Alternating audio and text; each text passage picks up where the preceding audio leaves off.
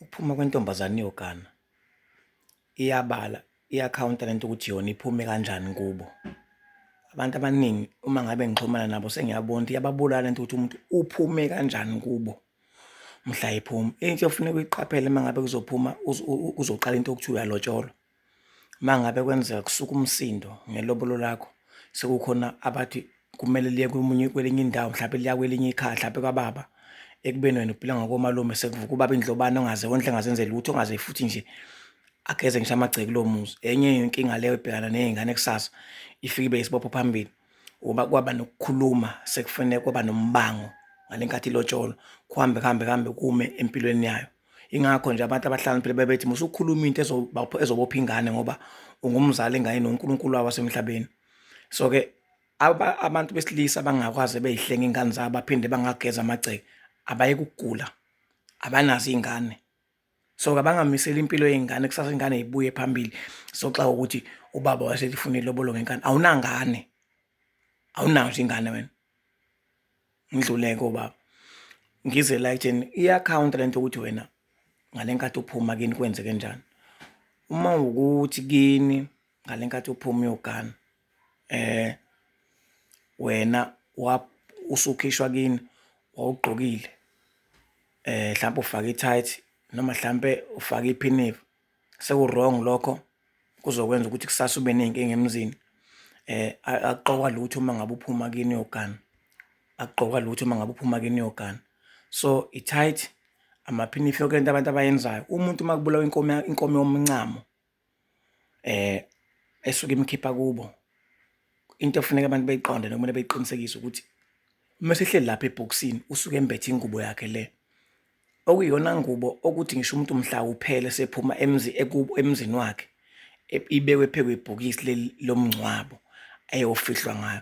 Leyo ngubo imbathwa owesifazane la aphuma ngayo kubo kwakhe, esuke uyena osuke imkhansela la imbulala.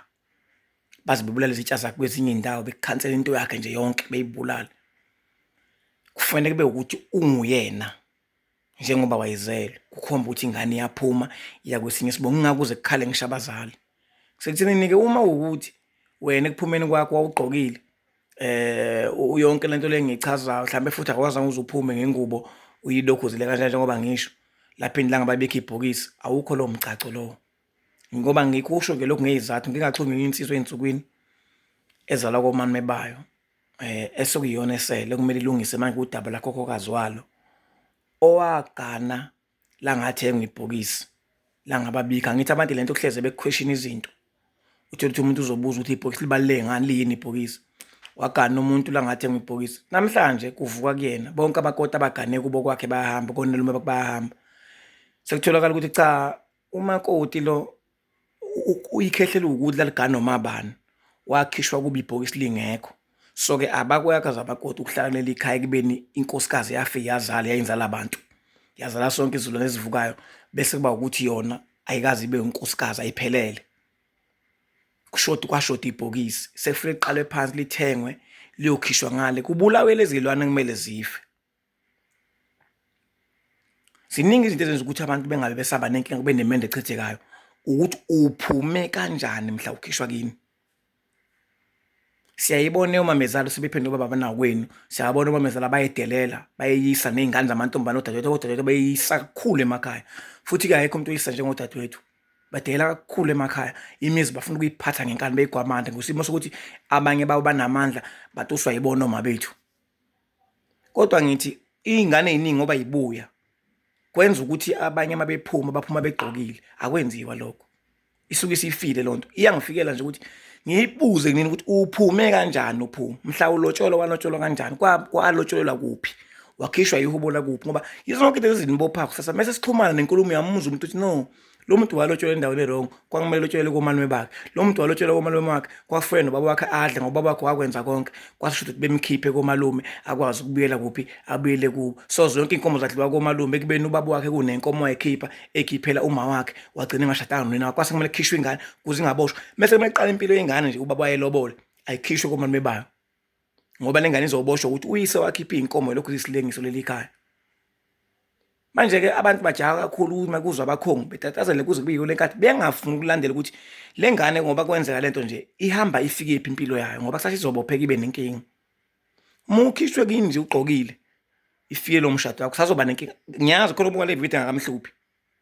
Ngiyeza ngale part yokukhuluma ngamabhokisi imbala yengwe eyikhumba lezo ukuthi lawo mabhokisi lawo angobani.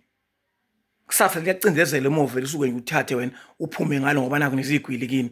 Akona amabhokisi anombani lawo. Enye into yamakhisti abantu abathanda kakhulu izinto nokuphapha noku-afforda bengalandeli ngoba ngisho umbala uwodwa uyakhawunta. Umbala lo umnyama umbala omnyama uwodwa uyachaza isikhathi esiningi kusuke kuziliwe uma ngabe kusemngcwabeni bathanda ukugqoka ngoba unokuzila uyahlonipha umbala omnyama. So izinto eziningi zisho something, ama-colors asho something. Is either kuhle is either kubi. Hayi yaqoba bani nama-colors hayi manje asikhulumi ngedumbu. Lo mfana lo noma lo mfowethu sekumele alungise into yakomalume bakhe engahlangani naye. Bese kuba khona idumbu eziningi lezithi ingane yakomalume ingane ayikho lento yakomshana ingane yakubo kwayo kusho abantu abayizidumbu bebulala izwe likaMthaniya. Kunezingane eziningi kangaka ezifuna zidalwa zakomalume kunamhlanje iphethwe zidalwa zakomalume kunamhlanje ziwina ngedalwa zakomalume. Ukhawunta ukuthi waphuma kanjani akuyibuza awuyifuna uyithole na uyibuza ukuthi ungaba abazali bakho bakukhipha ngendlela kuyona yaba khona inkomo yomncamo yaba khona inkomo yomqhoyiso bonke laba bathatha inkomo yomncamo oyibeka emzini ayikho lonto leyo kusafuna beqala phansi beshade ngiyabonga ithuba.